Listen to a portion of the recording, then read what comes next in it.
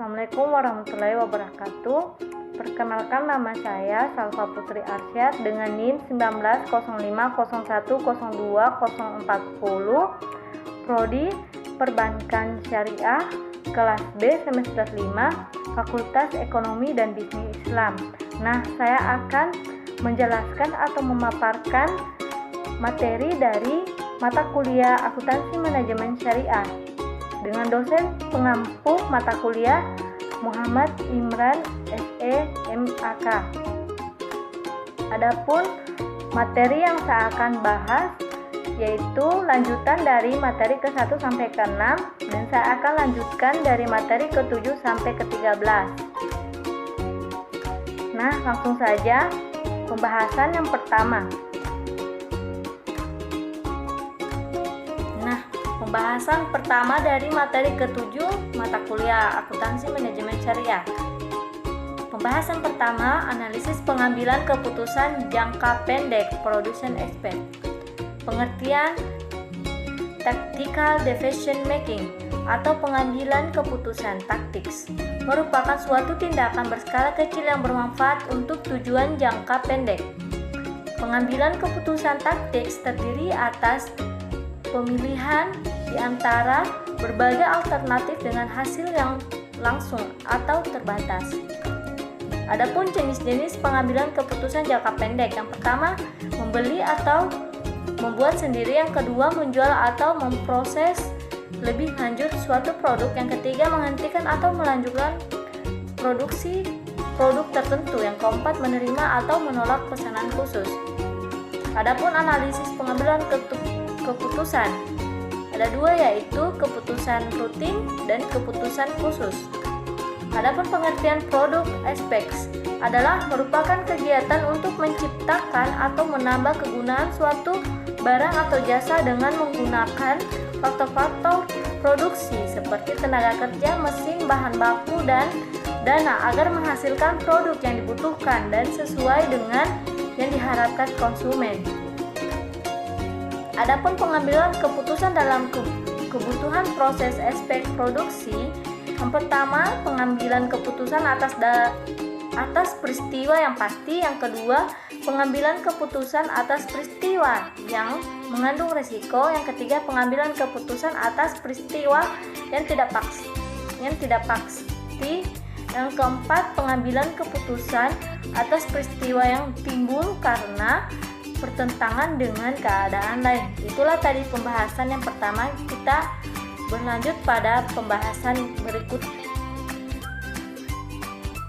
Pembahasan yang kedua, sistem manajemen biaya dan activity based management.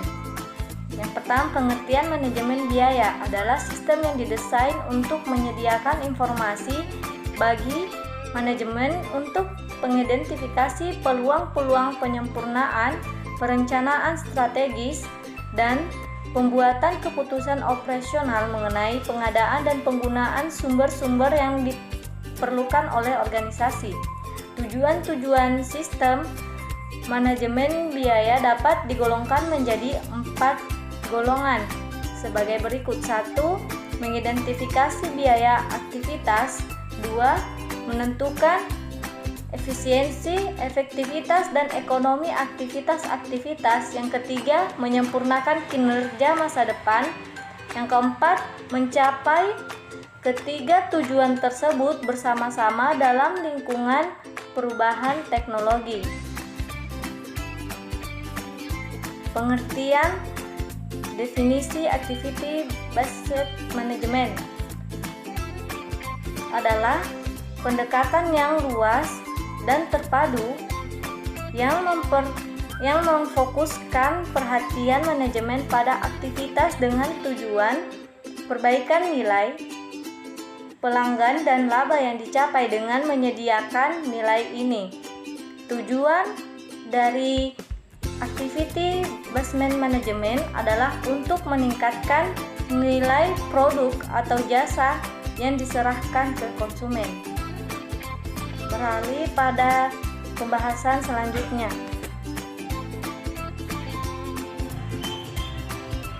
Pembahasan yang ketiga, standar costing dan pengukuran kinerja manajemen. Pengertian standar costing. Biaya standar costing adalah biaya produksi suatu unit atau sekelompok produk selama periode tertentu yang direncanakan untuk suatu produk pada kondisi operasi tersebut. Yang kedua, penentuan harga pokok standar. Yang pertama, standar cost, yang kedua standar biaya bahan, yang ketiga standar biaya tenaga kerja, yang keempat standar biaya overhead pabrik. Nah, pembahasan selanjutnya analisis variance atau selisih. Pada standar cost, harga pokok standar, variance selisih dihitung untuk tiap elemen biaya, yaitu 1. Selisih bahan, 2. Selisih tenaga, 3. Selisih BOP. Adapun pengukuran kinerja manajemen. Pengukuran kinerja adalah proses penilaian kemajuan pekerjaan terhadap tujuan dan sasaran yang telah ditentukan sebelumnya, termaksud informasi atas efisiensi penggunaan sumber daya dalam menghasilkan barang dan jasa, kualitas barang dan jasa, hasil kegiatan dibandingkan dengan maksud yang diinginkan, dan efektivitas tindakan akan dalam mencapai tujuan. Sistem pembahasan selanjutnya, sistem pengukuran kinerja perusahaan dengan konsep balance scorecard. Balance scorecard merupakan suatu sistem manajemen dan pengendalian yang secara cepat, tepat, dan komparatif dapat memberikan pemahaman kepada manajemen tentang performa bisnis. Itulah tadi pembahasan yang ketiga. Selanjutnya kita beralih kepada pembahasan selanjutnya. Nah, kita akan membahas materi yang keempat atau pembahasan yang keempat, sistem penganan fleksibel dan sporty activity cost. Pengertian anggaran fleksibel dan sport activity cost. Anggaran fleksibel merupakan suatu sistem perencanaan dan penyusunan anggaran perusahaan apabila hasil output kegiatan operasional bersifat tetap atau berubah-ubah. Sedangkan sport activity cost adalah segala dukungan dari beberapa orang atau komunitas yang mendukung terjadinya kegiatan operasional. Adapun jenis-jenis anggaran fleksibel: 1. Anggaran fleksibel dasar, 2. Anggaran fleksibel menengah, 3. Anggaran fleksibel tingkat lanjut. Adapun keuntungan menggunakan anggaran fleksibel: yang pertama, penyesuaian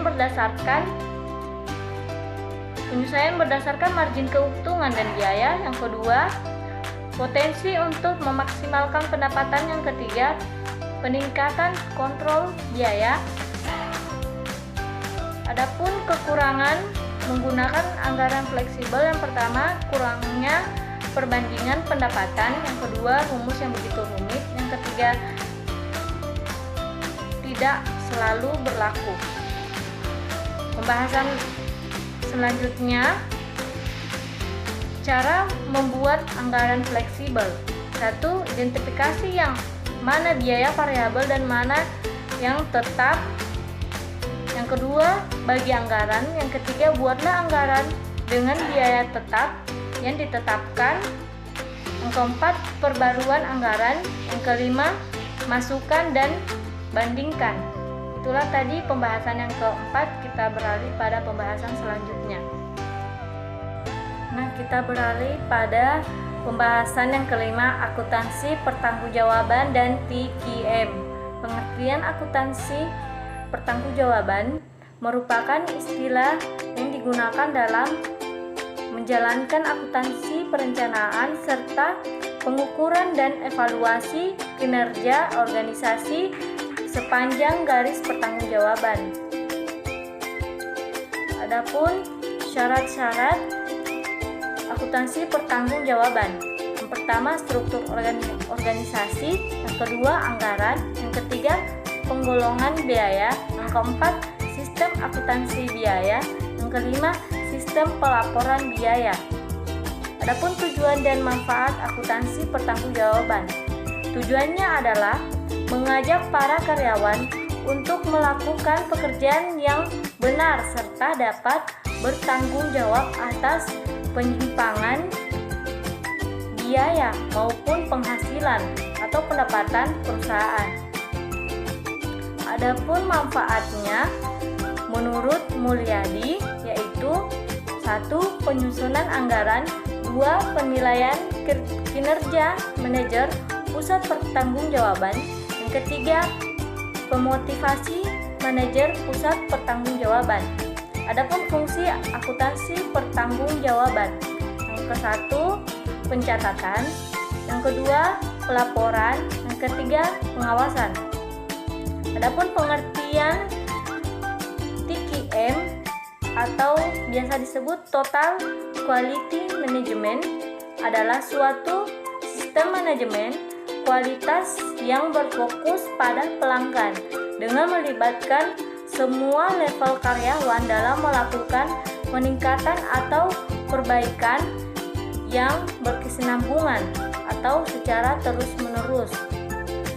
Adapun fungsi dan tujuan, fungsinya yaitu efektif dalam berbagai organisasi, yaitu sebagai sistem manajemen untuk meningkatkan kualitas produk atau outcome sehingga bisa diterima oleh pelanggan dan dapat menghindari timbulnya kesalahan yang fatal.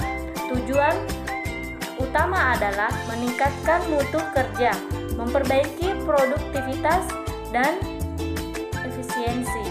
Itulah tadi pembahasan yang kelima. Kita beralih pada pembahasan selanjutnya. Nah, kita akan membahas materi yang keenam yaitu Investment Center Evaluation and Transfer Pricing. Investment Center atau pusat investasi adalah unit organisasi yang bertanggung jawab kepada manajemen puncak atas profitabilitasi terkait dengan basis investasi unit itu sendiri. Pengertian transfer pricing atau ongkos transfer merupakan jumlah harga di mana satu segmen organisasi menjual produk atau layanan ke segmen lain dari organisasi yang sama. Adapun tujuan transfer pricing, menurut Suryana, tujuan dilakukannya transfer pricing pertama untuk mengakali jumlah profit sehingga pembayaran pajak dan pembagian dividen menjadi rendah. Kedua, laporan keuangan negara dirugikan triliunan rupiah karena praktik transfer pricing perusahaan asing di Indonesia atau menggelembungkan profit untuk memoles Windows atau dressing. Itulah tadi pembahasan yang keenam. Kita beralih pada pembahasan selanjutnya. Saya akan membahas materi yang ketujuh yaitu hybrid costing atau operation costing. Hybrid costing sering disebut juga dengan biaya operasi. Sehingga hybrid costing dapat diartikan gabungan antara karakteristik biaya pekerjaan dengan biaya ataupun proses costing. Job order costing biasanya dipakai pada sistem pesanan biasa yang relatif heterogen dan membutuhkan bahan baku langsung dan langkah-langkah produksi yang berbeda. Overhead hybrid costing yaitu sistem kalkulasi biaya hibrid menggabungkan karakteristik perhitungan biaya berdasarkan pesanan dan perhitungan biaya berdasarkan proses yang menggabungkan proses pesanan manufaktur berkelanjutan. Hybrid costing atau biasa disebut juga sebagai operating costing. Pemilihan ini tergantung dari sistem produk yang mendasarinya. job order costing. Sebagai berikut: 1. Karakteristik proses produksi. 2. Setting up the costing accounting system. 3. Deskripsi of order costing system. 4. Job order costing specific cost flow description. Proses costing. Ada beberapa konsep dasar proses costing. 1. Unit homogen yang melewati serangkaian proses serupa. 2. Setiap unit di setiap proses menerima dosis biaya produksi yang sama. Yang ketiga, biaya produksi diakumulasikan oleh suatu proses untuk periode tertentu. Yang keempat, ada akun proses kerja untuk setiap proses. Yang kelima, arus biaya produksi dan entry jurnal terkait umumnya serupa untuk biaya penetapan biaya pekerjaan. Yang keenam, laporan produksi departemen dalam dokumen utama untuk melacak aktivitas dan biaya. Yang ketujuh, biaya unit dihitung dengan membagi biaya departemen periode tersebut oleh output periode. Itulah tadi pembahasan yang terakhir. Itulah tadi materi yang terakhir dari materi ke-13 yang saya sampaikan dari materi ke-1 sampai ke-13 dari mata kuliah akuntansi manajemen syariah. Sekian, terima kasih. Wassalamualaikum warahmatullahi wabarakatuh.